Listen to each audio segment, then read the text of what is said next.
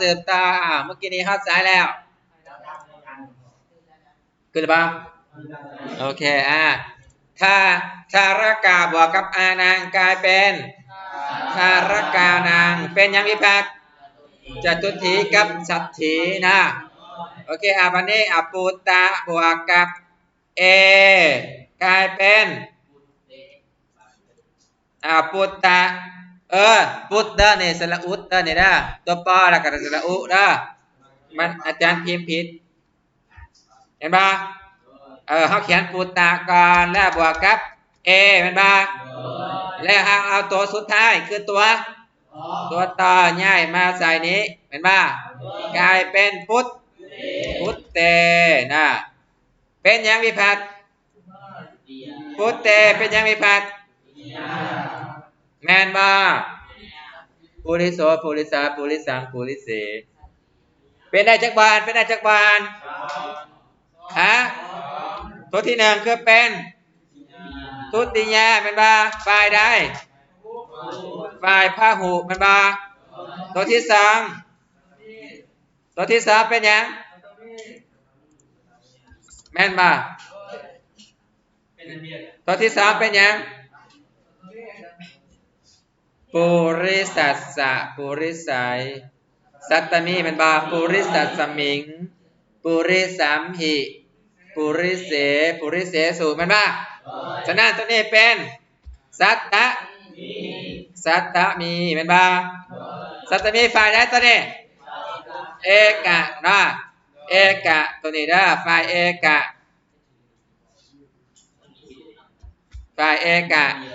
เห็นปะตัวนี้พุทเตสระเอตัวนี้เป็นได้ทั้งสองนะตัวที่หนึ่งคือเป็น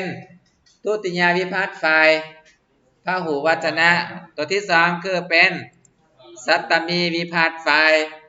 เอกะจำนวนหน่อยกับจำนวนหลายนะถ้าเป็นตัวที่สองถ้าเป็นวิภัตที่สองแมนเป็นจำนวนหลายถ้าเป็นวิภัตที่เจ็ดแมนจำนวนหน่อยนะโอเคข้อที่13สามเณระบวกกับมาหิกลายเป็นโอเคก่อนอื่นครับพิมพ์สามเณระบวกกับมาหินะโอเคเอากับมาต่อกันเลยนะกลายเป็นสามเณรัมหินะสามเณรัมหิเป็นยังวิภัตคือบ่มีต่อไปเฮ้ย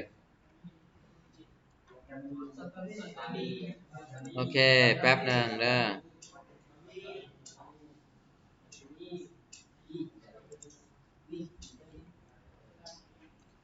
สามเณรัมหิเป็นยังวิภัต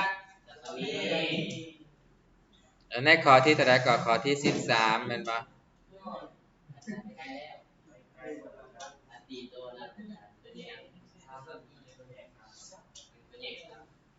ตัวนี้ตัวแยก3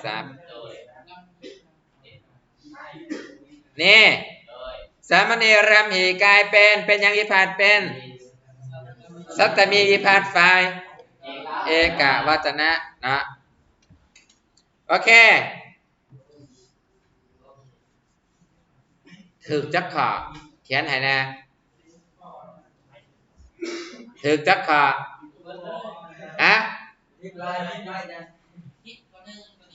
พิกขอเดียวบ่ถึกจักขอ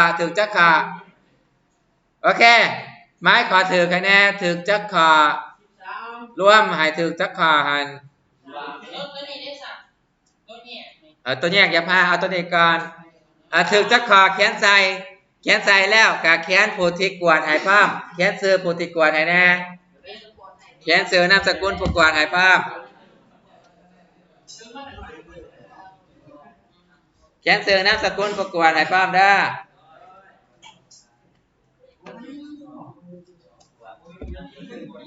โอเคแล้วล่ะนะโอเคแล้วทำมาเบิ่งข้อต่อไปแล้วส่งกันเลยข้อต่อไปเขายังบ่ได้เฮ็ดเป็นบ่ตัวข้อตัวนี้เขายังบ่ได้เฮ็ดเป็นบ่ข้อตัวนี้เมื่อก่อนอาจารย์บอกให้เฮ็ดแล้วบ่ตัวนี้กันโอเคเอาข้อต่อไปก็ได้ล่ะข้อต่อไปเลยอันนี้ตัวข้อก่อน มีเลขเจ็ดเด้อเลยมันสิเหลือแต่12เลยไม่13ก็ตามนั่นแหละโอเคอ้าวข้อต่อไปคือขอว่าจงแยกให้ถูกต้องตามตัวอย่างนะตัวอย่างคืออาจารย์ว่าให้คำศัพท์ว่าปุริสาเด้ออาจารย์ให้คำศัพท์มาว่าปุริสาเห็นป่ะแล้วให้นักเรียนมาบอกว่ามันมาจากสายคำว่าปุริสาเห็นป่ะมันมาจากคำว่าปุริสาบวกกับเห็นป่ะกลายเป็นปุริสาเป็นยังวิภัต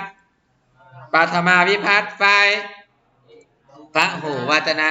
วันนี้ให้มาเริ่มแปลนะแปลเฮาแปลตัววิภัตขึ้นก่อนนะแล้วเฮาจึงเอาคำศัพท์เดิมแล้วเฮาจึงมาแปลตัวที่เฮาประกอบวิภัตแล้วนะตัวอย่างคือตัวนี้ตัวนี้แปลว่าอันว่าทั้งหลายเพราะว่ามันอยู่ฝ่ายมันอยู่วิภัตที่หนึ่งเหมือนบ่โอเคบัดนี้คำศัพท์ปุริสะตัวนี้ก็แปลว่าบุรุษฉะนั้นคำว่าปุริสาตัวนี้จึงแปลว่าอันว่าบุรุษทั้งหลายเห็นบ่โอเค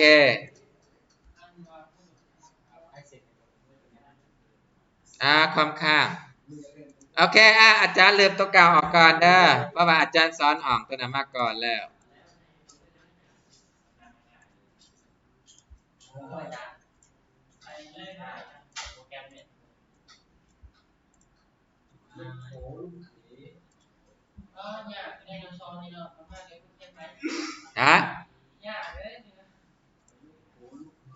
เป้าหมายคืออาจารย์จะให้เฮาแยกแจกนะเฮาแยกแล้วก็ประกอบนะมักก็มาประกอบวิภัตแล้วก็แยกร่างมันออกมาว่ามันมาจากศัพท์ใดเป็นบ่และมันอยู่วิภัตที่เท่าใดเฮาจึงจะสามารถแปลมันได้ถ้ามันเฮาแยกบ่เป็นประกอบบ่เป็นแรกก็สุดท้ายมากก็คือเฮาเราอายตานิบาตมันบ่ได้เฮาก็สิแปลบ่เป็นเห็นบ่โอเคฉะนั้นเฮาต้องแยกแจกให้มันได้นะโอเคตัวอย่างคืออาจารย์ในข้อที่1นะอาจารย์ให้คำว่ามนุษย์สังแม่นบ่ฉะนั้นมนุษย์สังตัวนี้มันมาจากไสเวลามันแยกมันแยกมนุษย์สังมาจากมนุษย์สะแม่นบ่มนุษย์สะบวกกับอังแม่นบ่นี่มันจะเท่ากับมนุษย์สังเนาะมนุษย์สังอังตัวนี้มันอยู่วิภัตที่เท่าใดวิภัตที่ทุติยาวิภัตเป็นบ่ทุติยาฝ่ายเอกะเป็นบ่เอกะเนาะบัดนี้อังตัวนี้แปลว่าหยังอังแปลว่า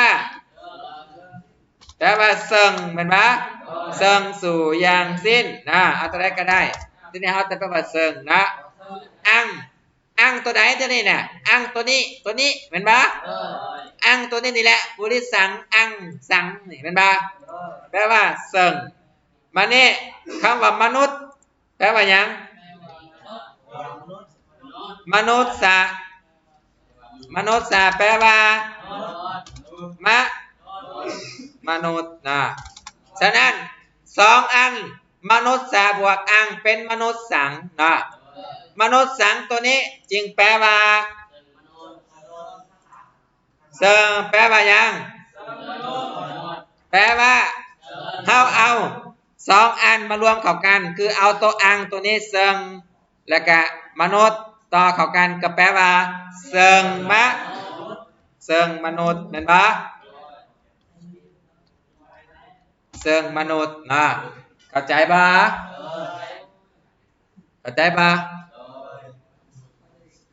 คือบ่ตอบหรือว่าบ่เข้าใจเข้าใจแล้วปะครับตาเรียบๆนี่นะโอเคจัวนะลุกยืนขึ้นจัวนั่นแหละยิ้มๆนะ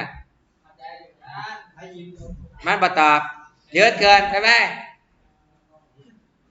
โอเคในข้อที่สองอาจารย์ให้คำว่ารุกเขหิ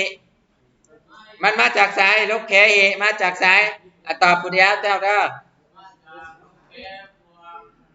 มาจากรุกมาจากไสมาจากมาจากไหนมาจากไหนรุกเขมาแต่ไสเองมันมาจากรุกขะมันมารุกขะบวกเอหิมันมาโอเคศัพท์เดิมของมันนี่คือรุกขะมันมาบวกกับวิภัตเอหิมันมาเอหิวิภัตมันวิภัตที่ตัวไหนตัวนี้ตติยามันมาตติยาฝ่ายได้พหูวจนะมันเป็นได้ทั้งสองนะเป็นตั้งตติยาแล้วก็เป็นทั้งปัญจมีเป็นบ่เป็นได้ทั้งไปลูกเป็นได้ทั้งสองมันบ่ปัญจมีฝ่ายพหูคือกันนะฝ่ายพหูนะโอเคบาทนี้เอหิตัวนี้แปลว่าหยังบ่เนี่ยอ้าวเอหิตัวนี้แปลว่าด้วยเป็นบ่ถ้ามันเป็นปัญจมีวิภัตจะแปลว่าหยัง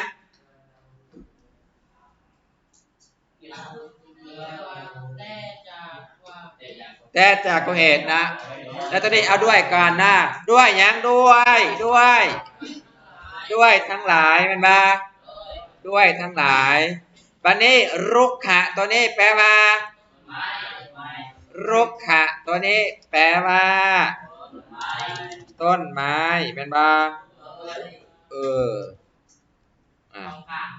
แป๊บหนึ่งค่ำข้างอีกแล้วโอ้ยคอมพิวเตอร์นี่นะ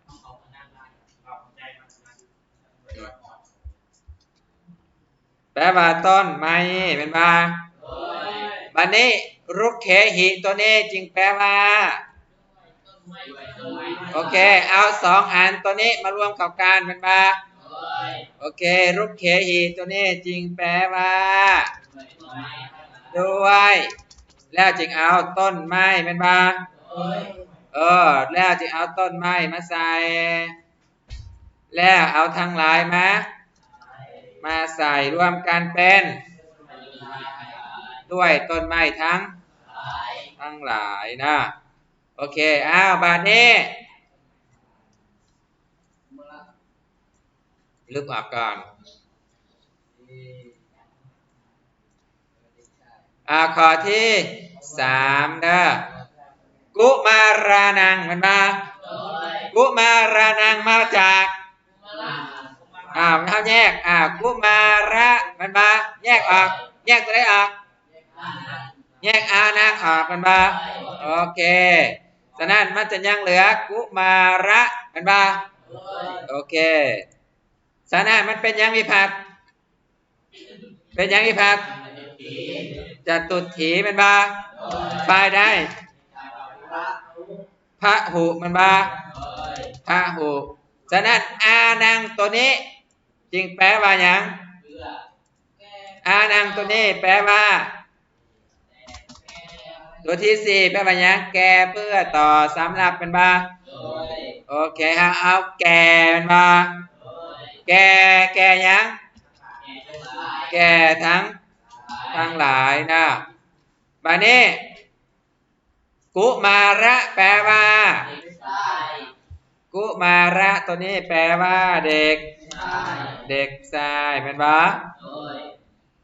เด็กชายนะฉะนั้นกุมารานังตัวนี้จึงแปลว่ากุมารานังตัวนี้จึงแปลว่าโอเคเอาสองอันมารวมเข้ากันนะเอาแก่ทั้งหลายมาใส่ก่อนนะโอเคแปลว่าก่อนแก่ทั้งหลายแล้วเอาเด็กชายมาใส่ระหว่างแก่ครับนะนี่เห็นป่ะรวมเข้ากันเป็นแก่เด็กชายทั้งหลายนะโอเควันนี้ เน็ตรุดบ่เห็นอยู่บ่เอาข้อที่สี่ข้อที่สี่นี่อาจารย์จะให้ผู้ได้เฮ็ดให้เนาะเอาหัวหน้าห้องหัวหน้าห้องหัวหน้าห้องยืนคืนลูกอ้าวสนัสสะแป๊บหนึ่งเด้ออาจารย์ลากบล็อกมันมาใส่ก่อนมันมาจากคำว่าแป๊บหนึ่งมันคือบ่ได้โอเคสนัสสะมันมาจากโอเคหันแยกออกไปเลยนี่เห็นป่ะนี่เห็นป่ะมันเหลือคำศัพท์เดิมคือสนะมันป่ะมันเป็นยังมีพาดเป็นยังมีพาดเป็นจตุถีมันป่ะฝ่ายได้ลูกเอกะนะบัดนี้สนั้นสะตัวนี้จึงแปลว่ายังสนะตัวนี้แกเพื่อต่อมันป่ะสะตัวนี้จึงแปลว่าเอาเพื่อบ่เพื่อก็ได้นะเอาเพื่อนะบัดนี้สนะตัวนี้จึงแปลว่าสนะก็แปลว่าโซนแม่นบ่โอเคสนะก็แปลว่าโซนสนัสสะตัวนี้จึงแปลว่า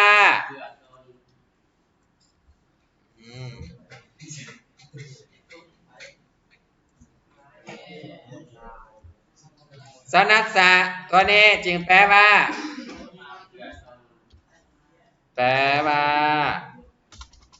เอาสองอันมารวมเข้ากันนะเพื่อชนแม่นบ่โอเคสาธุให้แน่หัวหน้าห้องแน่โอเคบัดนี้เอาไปอีกนะ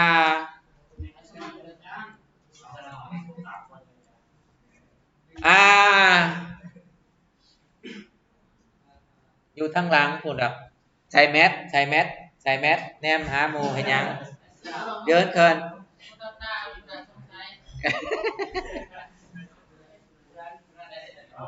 ถ้าลุกก็ได้เอา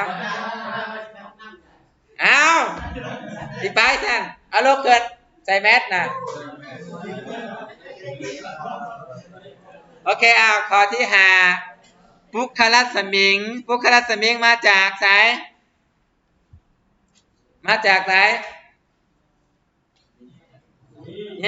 แยกออกปุคละสมิงมาจากไส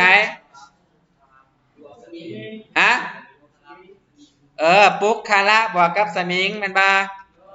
ทำไปเขาดึงสมิงออกไปนะเป็นบ่นี่เหลือปุคละนะบวกกับสมิงเป็นยังมีพานลูกเป็นสัตตมีวิภัตตัวที่7นะสัตตมี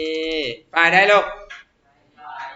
เอกะนะแล้วตอบคนเดียวเด้อห้ามให้ตอบหลายคนนะเอกะวัจนะนะแล้วสมิงตัวนี้แปลว่ายังลูกสมิงตัวนี้แปลว่ายังสมิงตัวนี้แปลว่า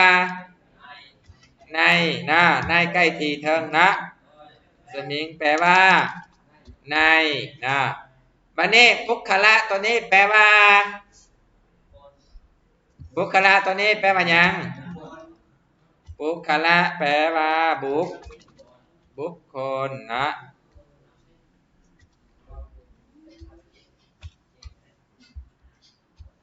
แปลว่าบุคคลฉะนั้นปุคละสมิงตัวนี้ปุคละสมิงจึงแปลว่ายัง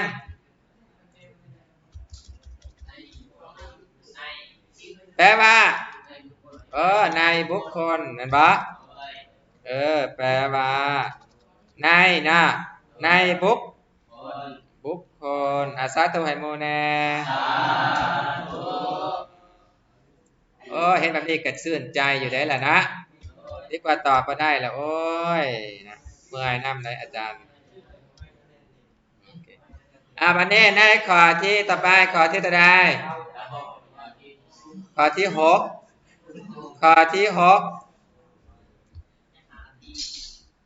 เอาจนหมดหมดแล้วเวลาหามีหน่อยเนาะเวลาหามีค่ะข้อที่6คือสักกุเนนะเป็นบ่เอาภายหน้าเอาผมมาแต่ห้องน้ำเมื่อกี้นี่แหละ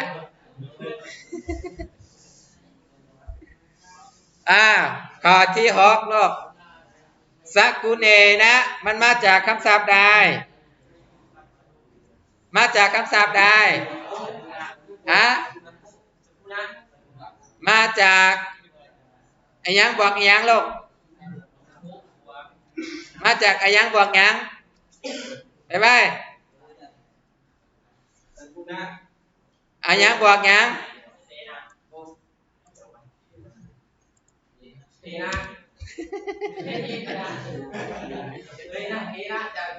มาจากสักกุณะบวก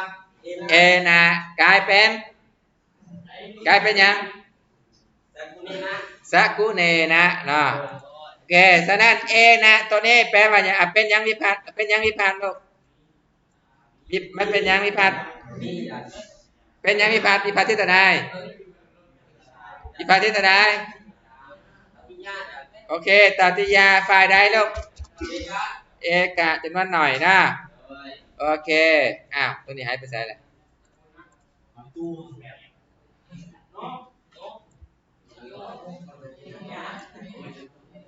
ตติยาวิภัตฝ่ายเอกะเป็นบ่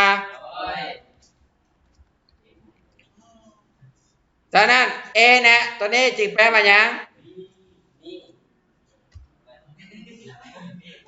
เอนะตัวนี้แปลว่าอย่างถามเราผู้เดียวค่ะเอนะตัวนี้แปลว่าอย่าง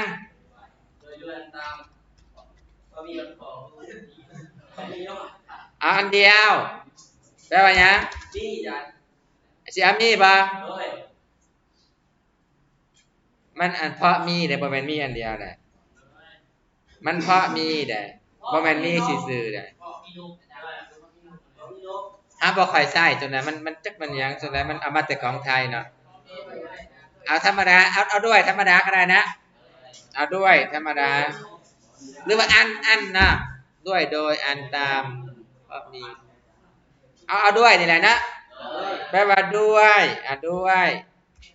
บัดนี้สักกุณะแปลว่าหยังสักกุณะตัวนี้แปลว่าแปลว่าแปลว่านกแปลว่านกนะฉะนั้นสักกุเนนะแปลว่าสักกุเนนะตัวนี้จึงแปลว่าสาธุให้นะอุนะสักกุเนนะเฮ็ดเองเข้าใจเองว่าหรือว่าหมู่บอกแปลว่าด้วยนกแม่นบ่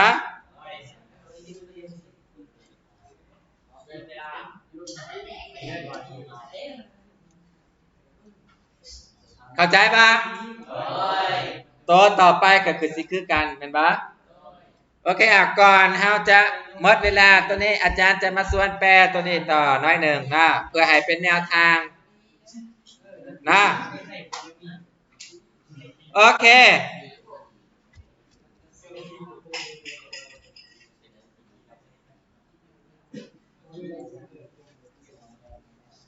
โอเคมาเบิ่งตัวนี้นี่ได้เพิ่มเพื่อได้มีเพิ่มเปิดขึ้นมาอีกถึกบดเป็นมาถึกบดมาหรือผิด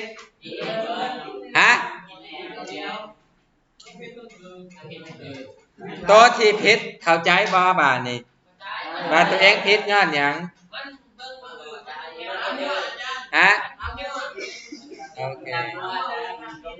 โอเคบัดนี้ก่อนเฮาจะเลิกไปฉันข้าวเพลนนะเฮามาเบิ่งวิธีแปลอีกตัวนึงก่อนเพื่อให้ผู้ใดอันว่างไปแปลให้มันแล้วเลยนะโอเคจงแปลตามตัวอย่างนะชื่ออีกอันนึงก็คือการแปลบาลีให้แปลจากทางหลังไปทางหน้าอยู่ในนี้เพิ่นกำหนดมาให้แล้วว่าศัพท์ทางหลังแป เป็นประธานแปลว่าอันว่าซับทั้งหน้าเป็นตัวขยายแปลว่าของนะยกตัวอย่างคือคำว่าประโยคเด้อวลีนะ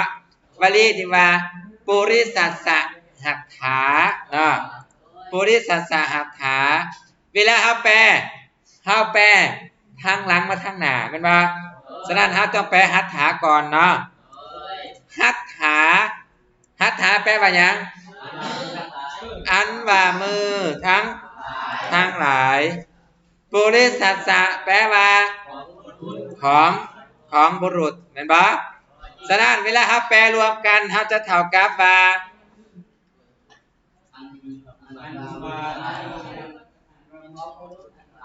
เวลาเฮาแปลรวมกันเฮาจะแปลว่าอันว่ามือแม่นบ่อันว่ามือของ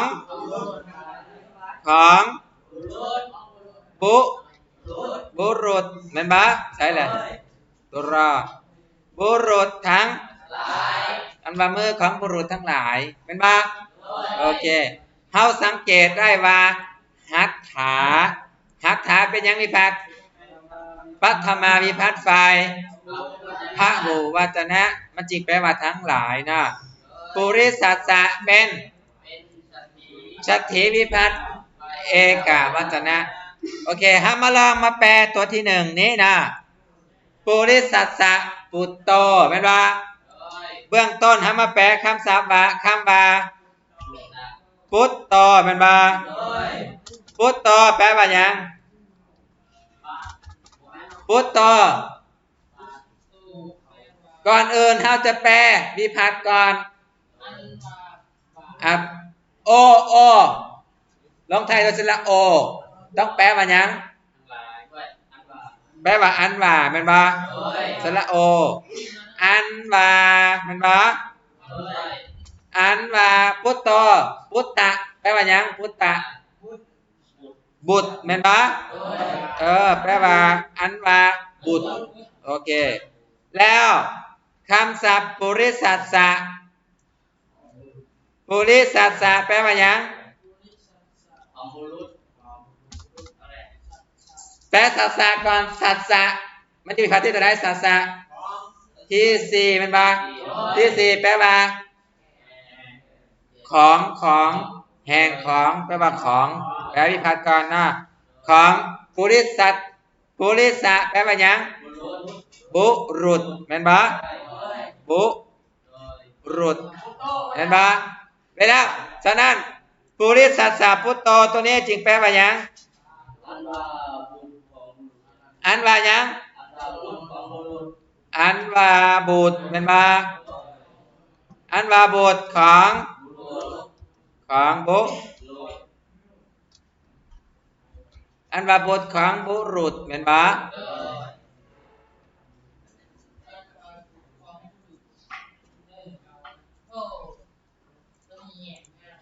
เข้าใจบ่เข้าใจแล้วแหละก็อาจารย์ให้นักเรียนเฮาพากันไปฝึกแปลเห็นบ่ไปฝึกแปลให้มันแล้วเนาะโอเคในมื้อวันพุธสิมาเฮาพากันมาแปลนำกันแล้วเฮามาเปลี่ยนกันกวดอีกนะบาดแล้วจักหน่อยอาจารย์จะกลับเก็บคืนมาเบิ่งคะแนนว่าผู้ใดได้เท่าใดเห็นบ่ฮะกวดหาการแล้วก็เก็บไว้บาดยังอาจารย์ถามหาจึงเอามาส่งอาจารย์ใจบ่โอเคมื้อวานนี้แต่ละองค์ได้เสียงหมดทุกคนนะบ่องค์ได้บ่เสียงเอาไปส่งตำหลังก็ได้มื้อนี้เด้อโอเคนะสำหรับมื้อนี้